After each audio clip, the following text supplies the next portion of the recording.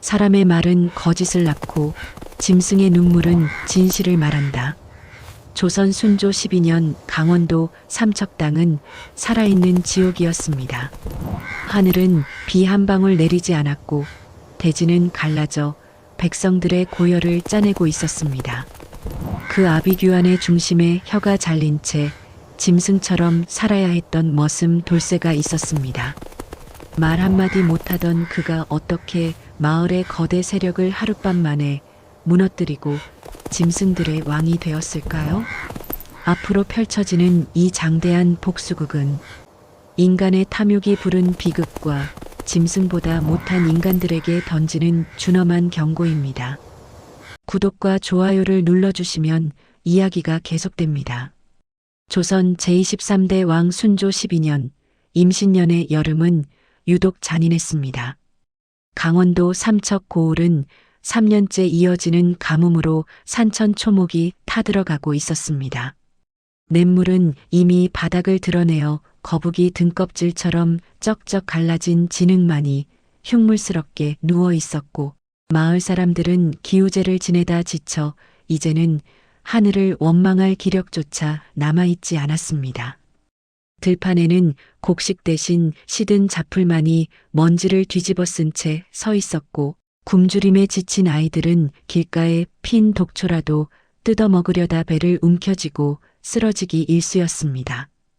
백성들의 가슴은 타들어가는 논바닥보다 더 깊게 패어갔지만 권력을 쥔 자들의 곳간은 여전히 기름진 냄새를 풍기고 있었습니다.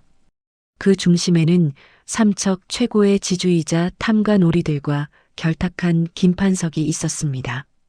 그는 마을의 젖줄과도 같은 상류의 물줄기를 제 집 논으로만 돌려놓고 목마른 백성들에게는 물 한 바가지조차 허락하지 않았습니다.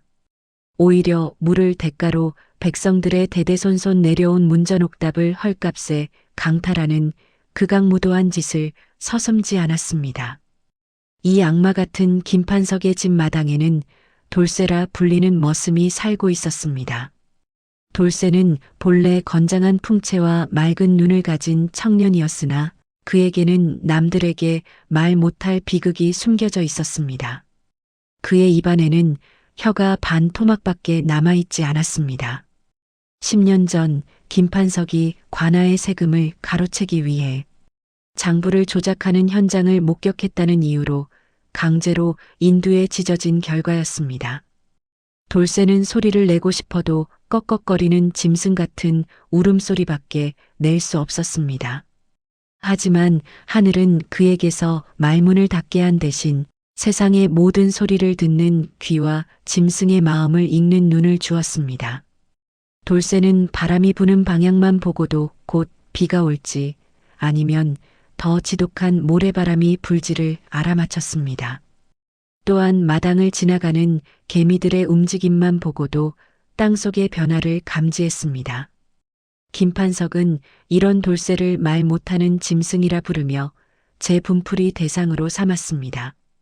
일이 조금이라도 늦어지면 사정없이 채찍을 휘둘렀고 추운 겨울에도 얇은 거적대기 하나만 준 채 헛간에서 잠을 자게 했습니다.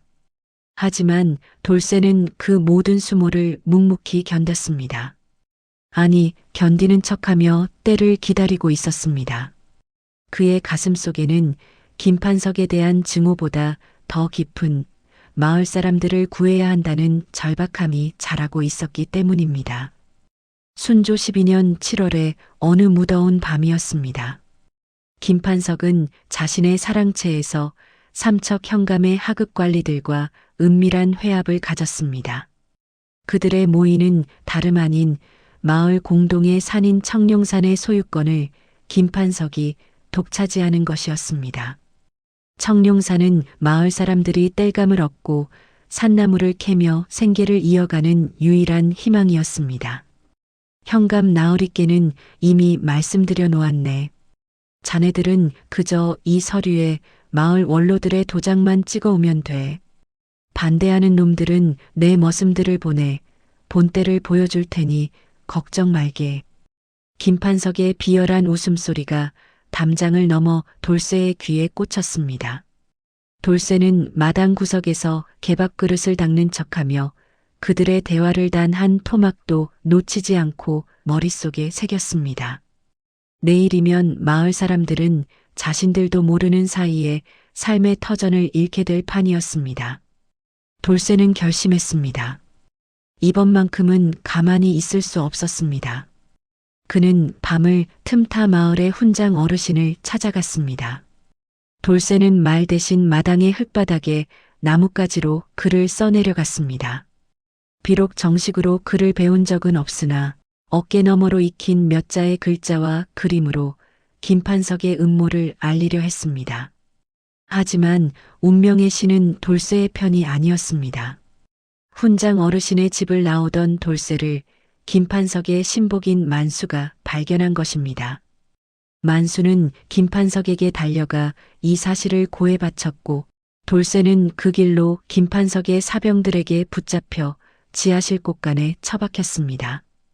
이 벙어리 놈이 감히 내 앞길을 막으려 들어 혀를 잘라놓았더니 이제는 손가락으로 장난질을 쳐? 김판석의 목소리는 광기에 차 있었습니다. 그는 달구어진 인두를 다시 꺼냈습니다. 10년 전 돌쇠의 혀를 앗아갔던 그 공포의 쇳덩이가 다시금 그의 눈앞에서 벌겋게 달아올랐습니다. 돌쇠는 결사적으로 저항했지만 여러 명의 장정에게 눌려 꼼짝도 할 수 없었습니다. 치익! 살이 타는 지독한 냄새와 함께 돌쇠의 비명소리가 지하실을 가득 채웠습니다. 김판석은 그것으로도 모자라 돌쇠를 멍석에 말아 마을 뒷산인 귀신 골짜기 벼랑 끝으로 끌고 갔습니다. 그곳은 한 번 떨어지면 시신조차 찾지 못한다는 험준한 곳이었습니다. 이놈을 저 아래로 던져버려라. 짐승처럼 살았으니 짐승들의 밥이나 되게 해라. 김판석의 명령과 함께 돌쇠의 몸은 허공을 갈랐습니다. 칠흑 같은 어둠 속으로 추락하는 순간 돌쇠는 차라리 이대로 죽는 것이 편하리라 생각했습니다. 하지만 인간의 생명력은 생각보다 질겼고 그를 향한 짐승들의 은혜는 이제 막 시작되려 하고 있었습니다. 벼랑 아래로 떨어진 돌쇠를 맞이한 것은 차가운 죽음이 아니었습니다. 넝쿨과 나뭇가지들이 돌쇠의 몸을 핥히며 속도를 줄였고 그는 축축한 이끼 더미 위로 곤두박질 쳤습니다. 정신을 차렸을 때 돌쇠의 눈에 보인 것은 하늘을 가린 거대한 침엽수림과 핏빛으로 물든 자신의 손이었습니다. 다리는 부러져 움직일 수 없었고 혀는 다시 찢어져 숨을 쉴 때마다 비릿한 피 냄새가 코끝을 찔렀습니다. 그때였습니다. 어둠 속에서 수십 개의 노란 불빛이 번뜩였습니다. 굶주린 산늑대 무리였습니다. 돌쇠는 본능적으로 직감했습니다. 아, 여기서 인간으로서의 생은 끝나는구나. 가장 거구인 늑대 한 마리가 돌쇠의 목덜미로 코를 들이밀었습니다. 돌쇠는 눈을 감는 대신 그 늑대의 눈을 똑바로 응시했습니다. 그 눈에는 살기가 아니라 기이한 동질감이 서려 있었습니다. 늑대는 돌쇠의 피냄새가 아니라 그에게서 나는 인간에게 버림받은 자의 악취를 맡은 것이었습니다. 늑대는 돌쇠를 물어뜯는 대신 그의 다친 상처를 핥기 시작했습니다. 놀랍게도 늑대의 침이 닿는 곳마다 타들어가던 통증이 조금씩 잦아들었습니다. 이어 숲속의 어둠을 가르고 거대한 멧돼지 한 마리가 나타났습니다.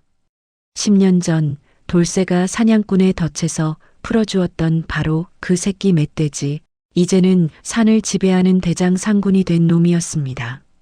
상군은 돌쇠의 옷자락을 물어 자신의 등 위로 끌어올렸습니다. 인간의 언어가 통하지 않는 그 깊은 숲속에서 돌쇠는 짐승들의 보살핌 아래 다시 태어나고 있었습니다. 짐승들은 돌쇠에게 산삼의 뿌리를 물어다 주었고 맑은 계곡물이 흐르는 동굴로 그를 안내했습니다. 동굴 속에서의 생활은 처절했습니다. 부러진 다리를 스스로 맞추며 돌쇠는 비명 대신 짐승의 울음소리를 내뱉었습니다. 혀가 잘려나간 자리는 굳은 살이 박여 이제 더 이상 아프지 않았습니다. 대신 그의 감각은 인간의 범주를 넘어섰습니다. 수킬로미터 밖에서 들리는 바람의 미세한 변화를 읽고 땅바닥의 진동만으로 김판석의 하인들이 산을 오르는 소리를 감지했습니다. 돌쇠는 굴 속에 누워 김판석의 집 구조를 머릿속에 그렸습니다. 어디가 가장 취약한지, 김판석이 가장 무서워하는 것이 무엇인지 생각을 거듭했습니다. 그는 단순히 짐승들을 시켜 김판석을 물어뜯게 할 생각이 없었습니다. 그것은 짐승의 복수일 뿐 인간 돌쇠의 복수가 아니었습니다. 그는 짐승들의 습성을 무기로 사용하기로 했습니다. 돌쇠는 산속에서 짐승들이 환장하는 천남성 뿌리와 노린재나무 열매를 모았습니다. 이들을 특정 비율로 섞으면 인간에게는 무향이지만 짐승들에게는 수십리 밖에서도 맡을 수 있는 강렬한 유혹의 향기가 되었습니다. 또한 돌쇠는 산까치들을 길들였습니다. 반짝이는 것을 물어오는 까마귀와 까치들에게 김판석 집안의 폐물과 장신구들을 하나씩 물어오게 시켰습니다. 김판석의 집안에서 물건들이 하나둘 사라지자 집안은 서로를 의심하는 불신으로 가득 찼습니다. 복수의 서막은 이미 김판석의 앞마당에서 시작되고 있었습니다.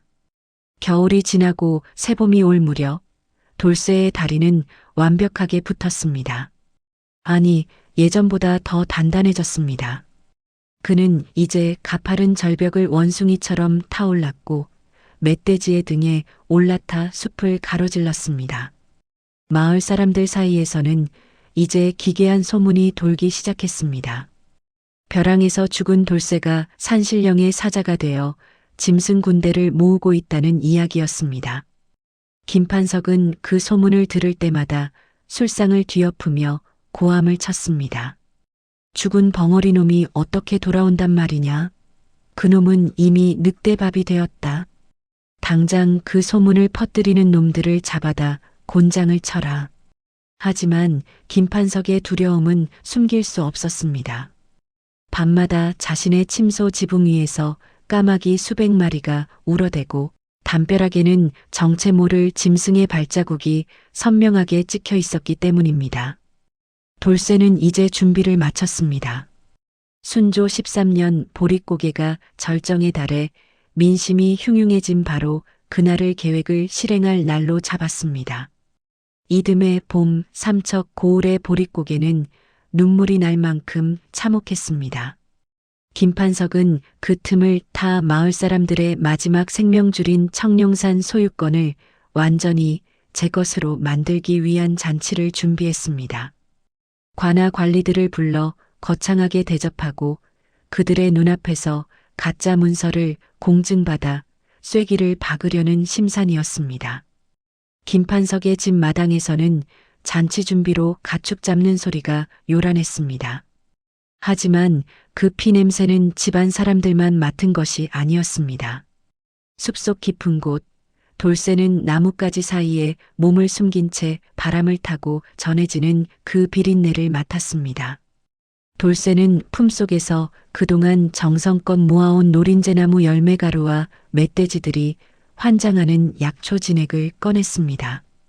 돌쇠는 소리 없이 산을 내려왔습니다. 마을의 개들은 돌쇠를 보고 짖는 대신 꼬리를 내리고 길을 터주었습니다. 돌쇠는 잔치가 열리기 직전에 어수선한 틈을 타 김판석의 집 뒷담을 넘었습니다. 그는 가장 먼저 김판석이 쌀과 보물을 쌓아둔 비밀곳간으로 향했습니다. 돌쇠는 그곳 문설주와 바닥에 짐승들을 미치게 만드는 약초 진액을 골고루 발랐습니다. 이어 김판석이 관아 관리들과 함께 앉을 상견례 장소인 사랑채 천장 대들보 위로 기어 올라갔습니다. 돌쇠는 그곳에 말벌떼가 든 둥지를 아주 조심스럽게 옮겨 놓았습니다. 그 말벌들은 돌쇠가 산속에서 수개월 동안 길들인 놈들이었습니다. 돌쇠가 특정 향을 피우기 전까지는 절대로 움직이지 않도록 훈련된 놈들이었습니다. 잔치가 시작되자 삼척 현감의 하급 관리들이 거드름을 피우며 김판석의 집으로 들어섰습니다. 상 위에는 기름진 고기와 독한 술이 넘쳐났습니다.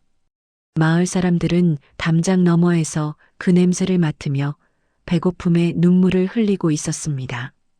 김판석은 기분이 좋아져 가짜 문서를 꺼내 들었습니다. 자, 나으리들. 여기 이 문서에 수결만 해주시면 청룡사는 이제 제 것입니다. 그 대가로 준비한 것은 저기곳간에 가득 차 있으니 걱정 마십시오. 김판석이 문서를 펼치는 순간 돌쇠는 지붕 위에서 아주 작은 대나무 피리를 입에 물었습니다. 소리는 나지 않았지만 숲속에 대기하고 있던 산짐승들에게는 그것이 진격의 신호였습니다. 가장 먼저 굶주린 늑대들이 마을 어귀에 나타나 일제히 울부짖기 시작했습니다. 잔칫집에 모인 사람들은 갑작스러운 짐승의 울음소리에 술잔을 멈추고 서로의 얼굴을 쳐다보았습니다. 그때 김판석의 집 대문이 부서지는 소리와 함께 거대한 멧돼지 상군이 마당으로 돌진해 들어왔습니다. 상군은 돌쇠가 발라놓은 약초 냄새를 쫓아 곧장 김판석의 비밀 꽃감문을 들이받았습니다. 튼튼했던 나무 문이 단번에 박살났고 그 안에서 가로채온 곡식 가마니들이 마당으로 쏟아져 나왔습니다. 사람들은 경악했습니다. 그 가마니 겉면에는 나라에서 내린 구휼미임을 증명하는 관표가 선명하게 찍혀 있었기 때문입니다. 동시에 돌쇠는 사랑채 대들보 위에서 작은 향로에 불을 붙였습니다. 매캐한 연기가 피어오르자 천장에 숨겨져 있던 수천 마리의 말벌이 일제히 쏟아져 내렸습니다. 관리들과 김판석은 벌떼의 공격에 비명을 지르며 마당으로 뛰쳐나왔습니다. 마당은 아수라장이 되었습니다. 멧돼지들은 곡식 가마니를 짓밟고 있었고 하늘에서는 까마귀들이 내려와 상위의 음식들을 쪼아댔습니다. 김판석은 그 와중에도 가짜 문서를 품에 안고 달아나려 했습니다. 하지만 진흙탕에 발이 걸려 넘어지는 순간 누군가의 묵직한 발이 그의 손등을 짓눌렀습니다. 김판석이 고개를 들어보았을 때 그곳에는 죽은 줄 알았던 돌쇠가 서 있었습니다. 넝마가 된 옷차림에 짐승 같은 안광을 띤 돌쇠는 말 한마디 없이 김판석을 내려다보았습니다. 김판석은 귀신을 본 듯 사지를 떨었습니다. 돌쇠는 김판석의 손에서 가짜 문서를 뺏어들었습니다. 그리고는 그것을 높이 들어 모여든 마을 사람들과 관리들에게 보여주었습니다. 문서 뒷면에는 김판석이 마을 원로들의 도장을 몰래 새겨 찍은 위조의 흔적들이 적나라하게 드러나 있었습니다. 저놈이 죽은 줄 알았던 저 머슴놈이 요술을 부린 거다. 김판석이 최후의 발악을 하며 소리쳤지만 이미 상황은 돌이킬 수 없었습니다. 짐승들이 파헤쳐 놓은 곳간에서는 가로챈 재물들이 쏟아져 나왔고 관리들은 자신들이 벌떼에 쏘여 만신창이가 된 분노를 김판석에게 쏟아내기 시작했습니다.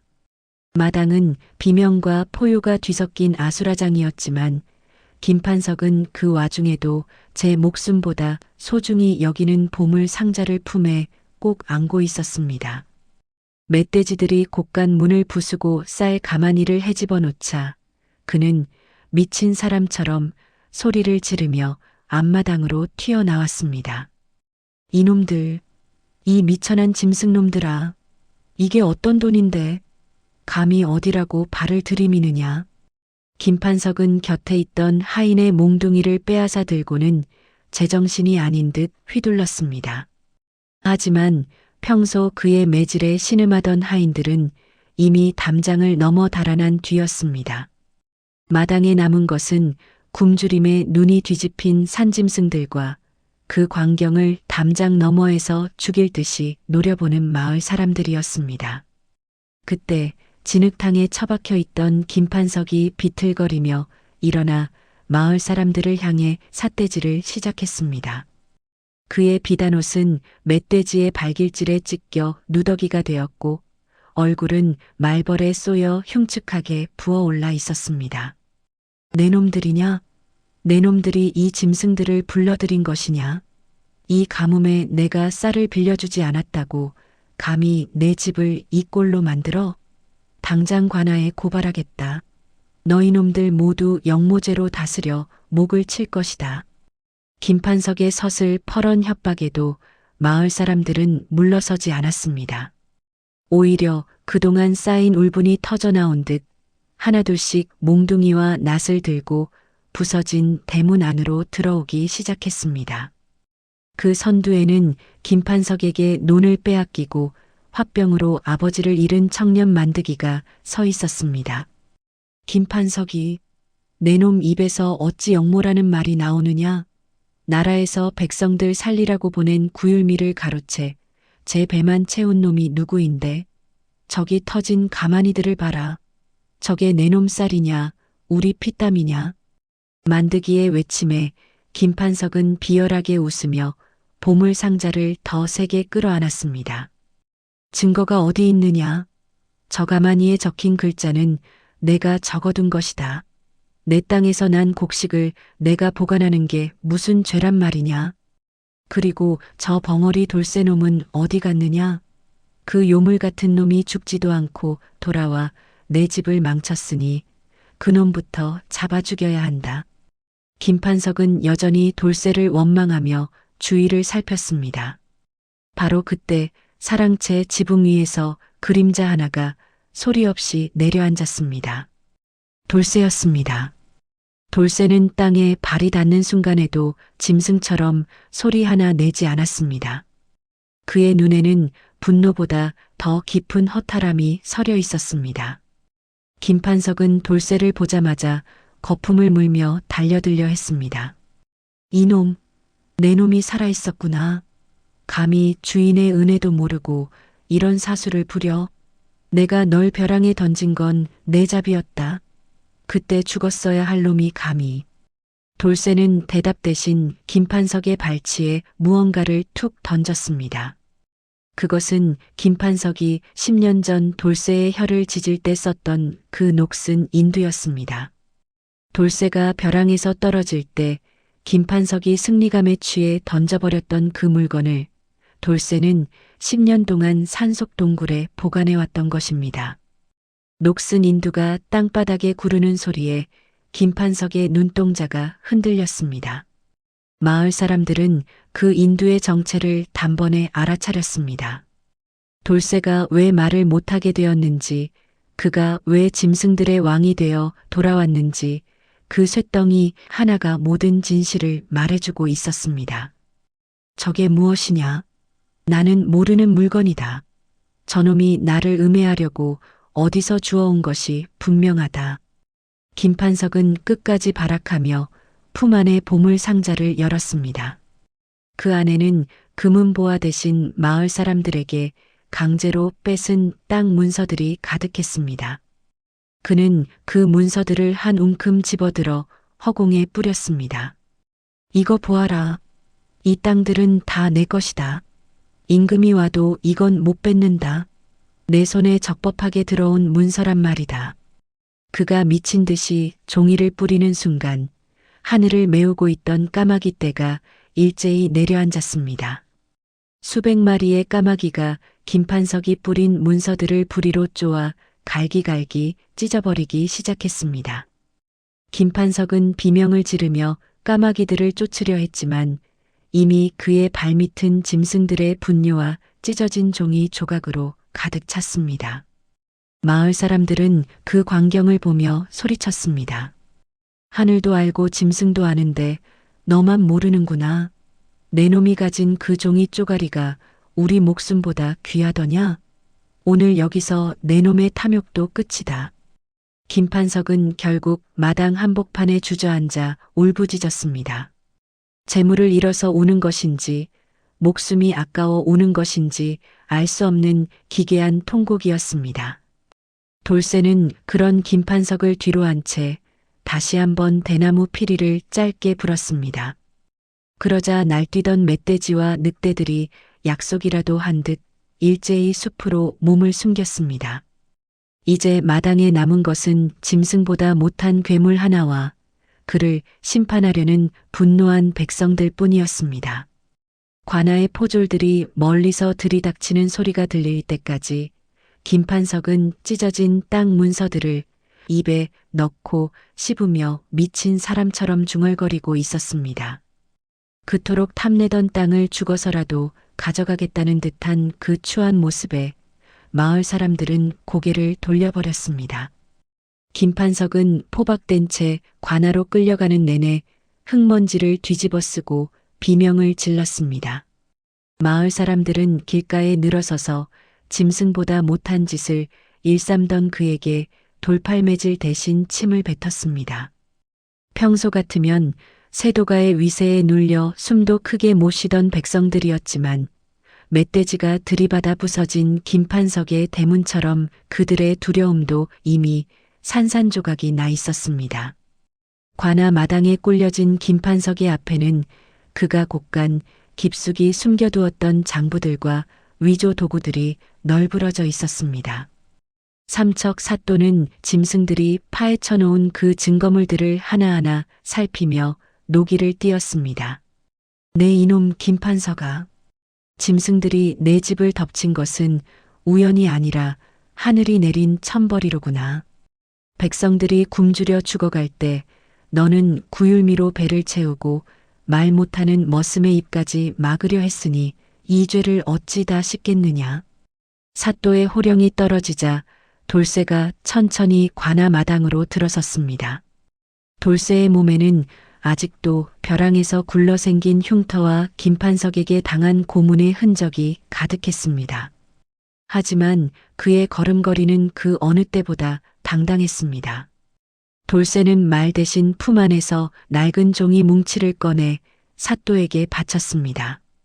그 종이에는 돌쇠가 굴 속에서 손가락에 피를 묻혀가며 그린 마을의 수로 지도가 그려져 있었습니다. 김판석이 어디를 막아 물길을 돌렸는지, 어느 논이 본래 누구의 땅이었는지가 아이도 알아볼 수 있을 만큼 명확하게 그려져 있었습니다. 사또는 그 지도를 보며 탄식을 내뱉었습니다. 말은 못해도 너의 마음은 이리도 투명하구나. 사람이 짐승의 탈을 쓰고 악행을 저지를 때 너는 짐승의 품에서 사람의 의리를 지켰도다. 사또는 즉시 김판석의 전 재산을 몰수하여 마을 사람들에게 나누어 주라는 명을 내렸습니다. 또한 강제로 빼앗은 청룡산의 소유권을 다시 마을 공동의 것으로 돌려주었습니다. 김판석은 곤장 100대를 맞고 먼 섬으로 유배를 떠나게 되었습니다. 그가 끌려가던 날 그를 태운 앞속 마차 뒤를 굶주린 들개떼가 끈질기게 따라붙으며 지저댔습니다. 마치 그가 저지른 악취를 끝까지 쫓겠다는 듯한 기세였습니다. 마을에는 다시 평화가 찾아왔습니다. 김판석의 곳간에서 풀려난 곡식들은 굶주린 백성들의 밥상이 되었고 막혔던 물길이 터지자 타들어가던 논바닥에 다시 생명의 물이 차오르기 시작했습니다. 사람들은 돌쇠를 마을의 큰 어른으로 모시려 했습니다. 김판석의 집터를 닦아 돌쇠에게 새 집을 지어주겠다는 제안도 있었습니다. 하지만 돌쇠는 그 모든 제안을 정중히 거절했습니다. 그는 마을 사람들이 건네는 쌀 자루 하나조차 받지 않았습니다. 돌쇠는 조용히 짐을 챙겨 다시 청룡산 깊은 곳으로 발걸음을 옮겼습니다. 마을 어귀에서 돌쇠가 멈춰서서 마을을 돌아보자 숲속에서 거대한 멧돼지 상군과 늑대 무리가 나타나 그를 호위하듯 에워쌌습니다. 사람들은 그제야 깨달았습니다. 돌쇠는 이제 사람의 마을보다 짐승의 숲에 더 어울리는 존재가 되었음을 말입니다. 인간의 탐욕에 혀가 잘리고 목숨을 잃을 뻔했던 사내에게 진정한 안식처는 말을 앞세우는 인간의 세상이 아니라 진심을 눈빛으로 나누는 숲이었던 것입니다. 순조 13년 가을, 삼척 땅에는 유독 풍년이 들었습니다. 사람들은 그것이 돌쇠가 산신령이 되어 마을을 돌봐주기 때문이라 믿었습니다. 이후로 삼척 백성들은 산짐승을 함부로 잡지 않았고 숲에 들어갈 때면 먹을 것을 조금씩 남겨두는 풍습이 생겼습니다. 조선 순조 시대의 이 기막힌 이야기는 세월이 흘러 전설이 되었습니다. 사람의 혀를 가졌으되 짐승처럼 욕심을 부리던 자의 말로와 혀를 잃었으되 짐승과 마음을 나누며 사람을 구한 머슴의 이야기는 지금도 우리에게 귀중한 가르침을 줍니다. 긴 이야기를 끝까지 들어주셔서 감사합니다.